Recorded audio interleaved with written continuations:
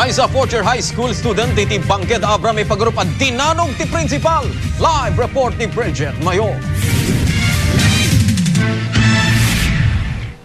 George, nagreklamo iti pulisya ti may sa fourth-year high school student gapu ti maipagarup a panangdanog ken kuana ti principal iti eskwela da.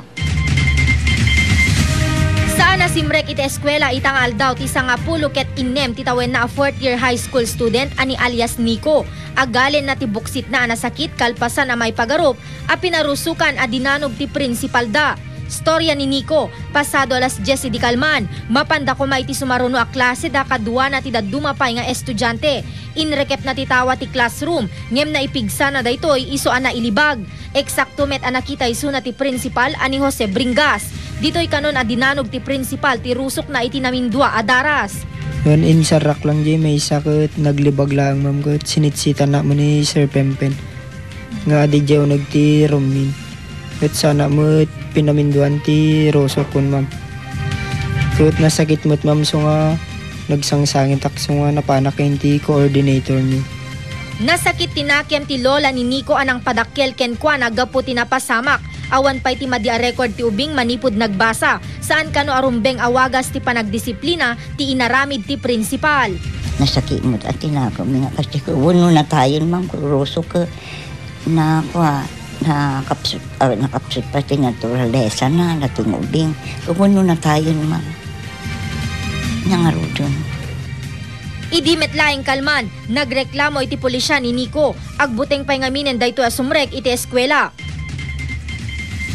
Iti interview ti news team ken ni Principal Jose Bernardes iti ABRA High School. Ama ipagarup anang danog iti estudyante. Naglikudan na ti akusasyon. Sinipat na laing kano daytoy ta inlibag na titawa nga iso ti masansan apakabet-betakan dagiti sarming.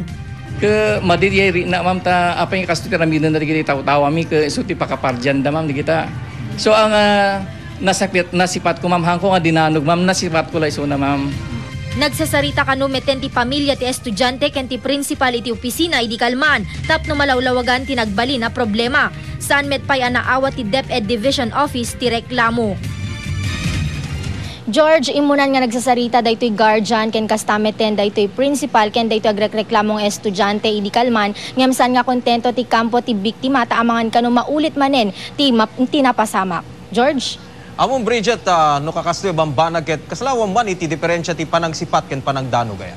DJ Garo George ti reklamo daytoy ubing ta han kano kumanga kasjay ti pamayan daytoy principal no disiplina laeng met ti pagpapatangan wenno pagsasaritaan kastameten daytoy iti sakiten tinakem ti daytoy guardian mismo ta daytoy ngamin ubing George ket ulila kanon daytoy awan ti father ken mother nan daytoy lang lola natin ang padakkel ken kuana ket sipod kano idi ubing daytoy saan pay nga nadangdangran ken han kano met nga natangken ti ulo na awan ti records na manipod idi elementary ginggana itang high school tatalaeng kano ngamin nga gundawa nga adati kastoy nga mapasamak ken kuana iso nga daytoy ti nasakit tinakem daytoy lola ti ubing George.